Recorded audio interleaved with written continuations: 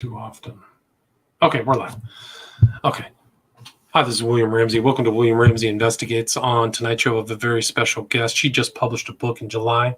The title of the nonfiction book is Tho I Be Mute. Her name is Heather Miller. And it's a story kind of about the conflicts between the early settlers in the 19th century and the Cherokee Nation. And she can talk more about that. So, Heather Miller, are you there? Hi, how are you? I'm doing well. Thanks for agreeing to the interview. For people who may not thanks for having me. Good. I'm honored. Good. Well, a little bit about me. I am a high school English teacher. This is not writing a novel was never something I thought that I would do. I went back to school in 2019. Just needed to kind of fill my cup again and took a research fiction class. And we went on field trips, which is silly, but we did. We went to the special collections rooms, and in what part of the country was this in? In Georgia. And there was display after display of native art, native artifacts, and we had just received the syllabus and had to have 80 pages of fiction created by the end of the semester. And I was like, what am I going to write about? At a total loss here. I'd never taken a class like this before. So one of my favorite books is Charles Frazier's Cold Mountain. I love Charles Frazier entirely. And there's a character in Cold Mountain. I call her the Goat Woman. That's an allegory. So it's a story inside of another. It's Odysseus's journey home. Right. And but Charles Frazier uses actually a family relative of his for fodder there, Inman, and he comes across this woman in the woods, and she is a Southern literature archetype, like a solitary sorceress that lives in the woods, and I loved her character. It's just one scene with her. And I was like, what can I kind of dependent authorship? How can I use her? How can I use what I love about her? How can I use this archetype? So I started asking myself questions. Why was this woman in the woods all alone? Why is she, how does she have this medicinal knowledge, And so I started researching, and then found her family in that special collections library at the university. And I had far more than 80 pages by the end. I have a background in theater too. So as far as sets and lights and costumes and how all of those things contribute to a story, I knew that. That was my home field, Right.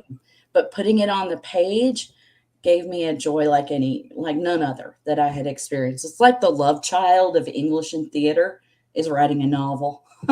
Right, because you have all the characters, the drama, right. Conflict, things like that. Right. And how light affects a scene, where our focus is, and dialogue, and using dialogue to convey not just banter, but reveal character, in as much as what characters don't say as much as what they do. I often teach my AP students, Brim, I made this up, that behaviors reveal intentions and motivations, because people lie and characters lie, and but what they do is often more revealing than what they say. So it's not just what's there, but what's not there also. Right. So, I'm a fireman's wife, which is a whole culture in and of itself. We have 3 children, and 2 of which are in college, and one is getting married. 2 months. I can't believe it. And my youngest is 17. He is an avid trumpet player in marching band and drum corps. So he's never home. So I had all this time, empty nest. So I said, I'm going to write a novel. Right. So this book, the gestation of this book started in 2019, right? Yes. And then, of course, 2020 happened, and we were quarantined. And rather than make myself crazy, I wrote every day. I wrote all day long when I wasn't teaching virtually, and became totally obsessed, and researched and more researched. So research is an endless process here, especially when you're writing characters of color. And I wanted to honor this families because they're real people. I wanted to honor them and honor Cherokee culture and not even without intention Right. So say the or do characters, something against the Cherokee Nation. I admire the Cherokee Nation immensely. right. And so the characters that you have in the book are all based on real persons, real Yes, historical people. Gotcha. yes. So Major Clorinda Ridge. Ridge. Right. Yes, the Ridge family. Major Ridge was a warrior, a voice for speaker for Cherokee Nation for a great many years, and supported um, the rise of Principal Chief John Ross for a very long time. His but he did not speak English and didn't want to. Of course, John Ross spoke English, and he was only, I believe, an eighth Cherokee, but was Cherokee at heart, raised that way. And then when Major Ridge had a son, he sent this son to learn English to northern schools because he wanted someone. Major Ridge wanted someone to negotiate with the government who could reveal nuances of speech. Um, and John Ridge, even though he wasn't a very physically strong person, he had hip scrofula. He had tuberculosis when he was young. Um, so he was a warrior of words, not a warrior in the traditional sense. Right. And he married Sarah Bird Northrop. Um, he got very sick in Connecticut. All this is true. Very sick in Connecticut and fell in love with the school steward's daughter, who was very Caucasian. Um, and interracial marriages happened the other way around in this time period quite frequently with white men and Native women, but not the inverse of that. John and Sarah were one of the first. Gotcha. And the town went crazy, of course. Unfortunately, there were editorials published about them in the American Eagle newspaper out of Connecticut. Right. So Poetry they were about them. right. Right. And I tried to use those primary source documents as often as I could. They are in the book word for word. Gotcha. And you're located in Georgia, and that was kind of one of the central areas, at least in currently kind of northwestern Georgia, is where the Cherokee resided, Yes. correct? Yes. Our family home is on what I call Creek Land, right south of the Cherokee line. Um, So about 30 minutes north of me was Cherokee Land at the time. Major Ridge's home is now the Chieftains Museum in Rome, Georgia. So it was wonderful to field trip to the actual location where they lived. And of course it looks different and it's been renovated multiple times, but to sit on that ground was really inspirational. And I have tried to visit every Cherokee site, every um, judging distances. Of course, 30 minutes by car. What would that have been by horse? Right. Try to is immerse myself in the landscape and unwind time as much as I could to really to create an active setting, a setting that's a character as much as the people in the story. Right. So you have kind of this love story between two people, but there was a lot of conflict taking place between the American government and the Cherokee Nation at that time, correct? Well, it was the beginnings of such. The the Creek lost their land first through an illicit treaty by Chief William McIntosh. He was half Scottish and half Creek, fought at the Battle of Horseshoe Bend under General Jackson in the Red Sticks War. Um, he, I think that he was a man who, it depends on how you look at him. He either had great foresight or he did his people a terrible wrong. Um, but he signed a treaty at Indian Springs at a tavern that he had there against warnings of the Creek Prime Minister, Apothiaholo, and I hope I am saying his name correctly. I greatly admire this man. He stood on a river rock outside of McIntosh's window and screamed, "Don't do it. Don't sign this." But of course, McIntosh did it anyway. And his people took his life for signing that treaty without consent of all of the chiefs. So at that point, the geographic noose tightens on Cherokee Nation with the Creek land gone. Mute, this book takes us up to 1827, right before the Cherokee wrote and instituted their own constitution, written for the most part by John Ross, who was principal chief and elected that same year. And that constitution follows exactly, almost, to our Constitution. Interesting. 4-year terms, 3 branches of government. They modeled it after such. Signed it on July 3rd, July 4th, had a constitutional convention. So the progression of Cherokee Nation, or some would say it wasn't progression, but integration into American culture, was vast. It was vivid. And then John Ridge, my main character's first cousin, was Elias Boudinot, who was the editor of the Cherokee Phoenix newspaper at the time, printed in both English and Cherokee syllabary. Fascinating. Right, so they were developing their own language at that time as well, right? Sequoia created the syllabary, so they could 86 different sounds in the Cherokee language. So they commissioned special pieces of font for the printing press so they could print in both Cherokee syllabary and in English. It's the only paper of its kind. Had subscriptions in Europe and in the Northeast. It was amazing until, and this is not in Mute, but this is in my work in progress. Though I Be Mute will have 2 subsequent books. Oh, interesting. The second one will go from 1827 to 1835 with the Treaty of New Echota, which was the treaty that signed Cherokee land away to the government. So it was the Creek first and then the Cherokee, kind of the same thing. Right. Even they tried everything they could think of, but then the unity that Cherokee Nation had split with the Treaty Party and the Nationalist Party, and it fell from there. It didn't fall, but it had to move west. Some of the same things that McIntosh did ended up happening in Cherokee Nation. And wasn't Andrew Jackson kind of a central character in those events?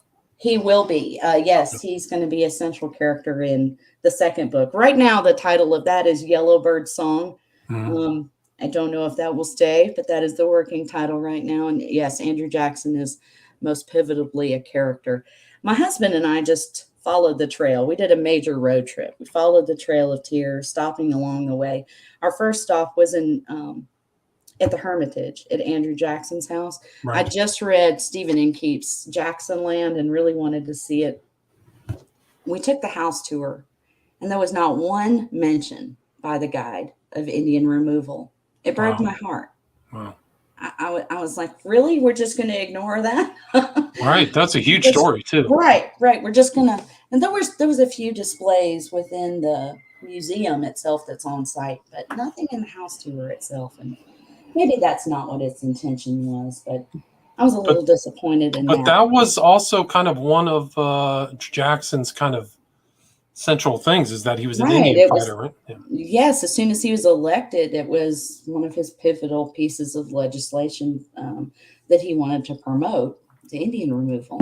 I'm going to talk a great deal about that in the next book. And this is very strange, and I've talked to some Ridge family descendants about this, but one of John Ridge and Sarah Ridge's children, one of their sons, they named Andrew Jackson Ridge.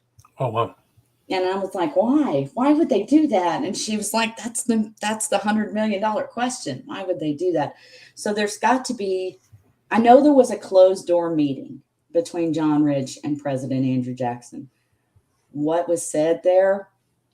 I don't know, but something had to shift at that point, and John Ridge knew that the Cherokee were getting the best offer that they were going to get. But his decision to promote the treaty party to try to convince Cherokee that this was the safest venue for them divided the nation in a heartbreaking way. Right. And it's this story that you have in Tho I Be Mute also involves kind of Sarah leaving her culture in Connecticut and kind of adapting or adopting Cherokee ways. Is that correct? Absolutely. I found that fascinating. And she, of course, didn't speak the language, know the customs. She'd only lived in Connecticut. She was very young. She wasn't 20 yet. To go with him and leave everything that she knew into a culture like this, how would she have adapted? And how would she have learned the language, which Cherokee is not a simple language to master. From my limited experience, lots of different verb tenses, and I just imagine it being incredibly challenging for her. Testing her faith, and she was Episcopalian, against the Cherokee spiritual beliefs and then the beliefs of the missionaries around them. And I have her in the book try to reconcile the two, which she does. The Cherokee had probably still do, to my knowledge. They go to water, bathing several times a day. And isn't that like baptism in some way or another? So I tried my best to get inside her head. How would she reconcile those two very different religious and cultural beliefs into something that she could make sense of? And that will continue in the next series, right? Book. But you also include kind of this John Ridge is kind of part of the legislative council counterpoised against the U.S. government's Indian agents, correct? Can you talk about that? Absolutely. Like I said, he fights for a very long time, and he fights with the law because he's a warrior of words. He's not physically demanding. Eventually, and it's not in Mute, but it will be in the next book, Georgia, after the Constitution, Georgia retaliates. They make crazy laws that Cherokee can no longer meet in council within the boundary lines of the state of Georgia. No Cherokee can testify against a white man. So they retaliate against the Cherokee Constitution. And because one of their missionaries, Samuel Worcester, would not sign kind of allegiance to Georgia, they arrest him. And he has a wife and family in New Echota, which was the Cherokee capital at the time, working with Elias Boudinot. They arrest him. They haul him off in chains, nonetheless. So John Ridge fights through the court systems, and this court case eventually gets to the Supreme Court. And the Supreme Court sides with Cherokee Nation. They are an independent sovereign within the state of Georgia, and Georgia cannot make laws. Well, Andrew Jackson says, well, you tell them to enforce it, and doesn't enforce it. So he sends no federal troops, so Georgia just continues. So what was a momentary success spins out of control after that. And that is not in Mute, but will be in the second book. Then Principal Chief John Ross, he doesn't like the fact that there are people opposing him, and he shuts down the press. I mean, if that's not relevant to today, I don't know what is. Right, it's very relevant. Yeah. Elias Boudinot said, I won't be silenced. Here, take it. It's yours. I'm not, if you don't let me print what I need to print, if you won't let me refute and have an open debate and open conversation about this, then you'll have to find somebody else to run the paper, which he did. He backed down I wouldn't say back down, but he's a man of virtue and wasn't going to be silenced. So he left, and they continued to work politically. John Ross, with all the tumult in the world, continued to be principal chief long after his 4-year term. I mean, I couldn't say for sure, this would be hypothetical, but I can't imagine that he wasn't very, very concerned about John Ridge running for principal chief. And he didn't want to relinquish that control. He was principal chief for 38 years. It's a long time. Tyrannical, right? That's not following a 4-year term of office and a re-election. Right. And what was it like? Kind of, you have a lot of Cherokee words and statements and phrases, and what was it like kind of uncovering all that information? Very fun. Difficult for the audiobook reader. I gave her as many Cherokee words of the day on YouTube that I could muster. Even wrote Cherokee Nation for a translation of John Ridge's Cherokee name, which is, I hope I'm pronouncing this correctly, Skotalowski. And I know it's some kind of bird, but I don't know a direct translation, and neither did they. So I wanted to infiltrate that as much as possible. And I made that decision. I worried about it because with dialect and language is an ever evolving thing, and it's difficult to pronounce. It's difficult to find an accurate translation of such. You could use phonetics, but I didn't want to put in the syllabary because readers may not know. And then I went to and I got some pushback on that from some of my university professors. I'm getting another master's degree in creative writing. Oh, congratulations. We're coming towards the end of that. Anyway, I went to, at the Chieftains Museum in Rome, they had an anniversary celebration, and Charles Frazier was there, and I could not pass up that opportunity, as well as a performance by a Cherokee treasure, Tommy Wildcat, who's a flute player. And Charles Frazier talked a great deal about his book, 13 Moons, and how he used some of the language, and how Cherokee Nation took his Trail of Tears chapter and translated it into Cherokee syllabary to use at various universities that have a Cherokee language program. Tommy Wildcat, the flute player, talked about how important it was to maintain the language, to use the language, to expose people to the language. And after that evening, I decided I was going to keep it. Interesting. And do you, I mean, there's this time in your book, it's the early to mid 19th century. Mm-hmm. Is there still a Cherokee presence there in northwestern Georgia, or after the Trail of Tears? I don't know what happened in that environment. There is history here. Mm-hmm. Artifacts, their land, of course, rebuilt things, except there is one house, the Van House, that's on the Federal Road that survived the Civil War and such.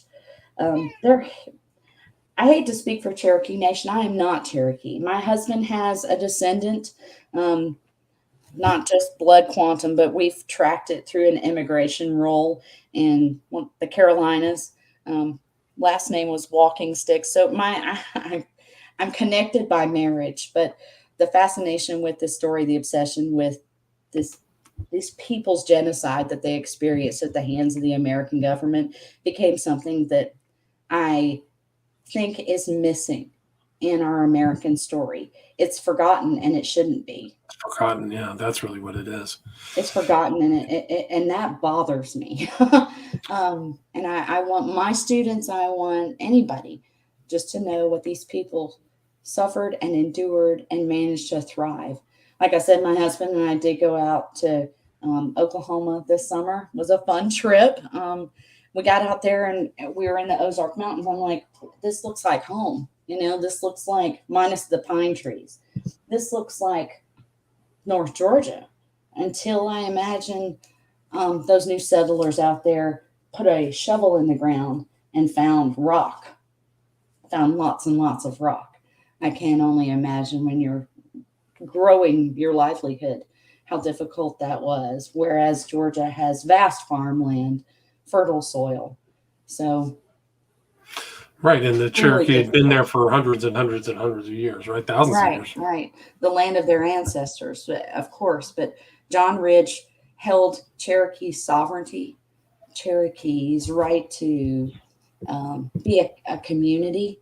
He held that higher than the land upon which they stood, and Cherokee's safety, which they were not safe in Georgia any longer. Georgia had already sold, or use a land grab lottery to give away much of the territory before the Cherokee were taken into stockades. And Right. So I think very dark part. it was the Cherokee, but there was other Indian tribes that were removed from that area. If I remember. Absolutely, all All of them. Yeah. all So removed. different ones. Yeah. The Cherokee believe in a community like I wish was more mainstream America. I think there are great communities, large communities in America, but they're politically divided. The Cherokee believe in community and caring for others. And that has sustained. And we got a sense of that when we were out there. Their social media posts from Cherokee Nation, they're about community. They're about helping one another. They're that everybody is part of a greater ecological system, and everybody has their role and everybody has their place. I think that was once more of American culture than it is now. Yeah, I would agree with that. When you were looking into kind of their pathways, did you ever come across their mythology or kind of their cultural outlook from that time in the 19th century? I did. Fascinated by some of the origin myths that I read, not just origins of natural phenomena, but the thematic life lessons that they would pass down to their children before the syllabary and such. And I tried to integrate those into the novel as much as I could, researching and looking for multiple sources, not just taking one off the internet, but looking for consistency in the narrative and how I could work that in. There are several in there. The First Fire, Daughter of the Sun, the Cherokee's version of Heaven, Right. the Nightland. It bookmarks, it frames this narrative. The story is told from their daughter's perspective. And all I could find out about her was that she was, quote unquote, feeble minded. Of course, what that means in the 18th century, very different from what that means now, which no one would say, I hope. So she has a disability or a special ability. Let me put it that way. And it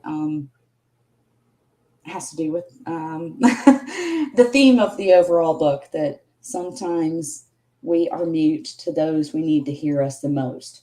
John is mute to those politicians he needs to change their mind. Sarah's mute to her newfound family because she doesn't speak Cherokee. And then their daughter is the woman in the woods. Right. Well, that's a great... began, in the special collections lab at the university. Right, and that's a kind of a great way to wrap it up. Is there anything you'd like to add before we finish the interview? Where's the best place to buy the book, and where can people reach out to you on social media or email? My website is heathermillerauthor.com, and I am on Facebook and Twitter. Would love it if somebody reached out to talk to me. And all my links are there on the website. So it's Heather Miller Author, all one word.com. Yes, Gotcha. sir. And where's the best place to buy the book? It's available on Amazon and in Kindle form, and of course in paperback, and then Barnes and Noble in paperback. And so are you going to put out an audiobook as well? Yes, it's coming. The company that produces them is a bit behind with COVID, and so it's coming. And I love the fact that it was narrated by a fellow English teacher. So this is like English teachers unite. Right, nice. Coming together under the COVID pandemic. Right. Kept us sane. Yeah, no, that's good. I mean, you spent your time productively. That's right. Excellent. Had to do something that kept me engaged and kept our time. I'm sure lots of writers out there did that. We were all I'm going to finish my book finally, right? Yeah, that'll be a chapter in everybody's life, is what they did in the pandemic. What kind of they put out, book, family, child, who knows? Right.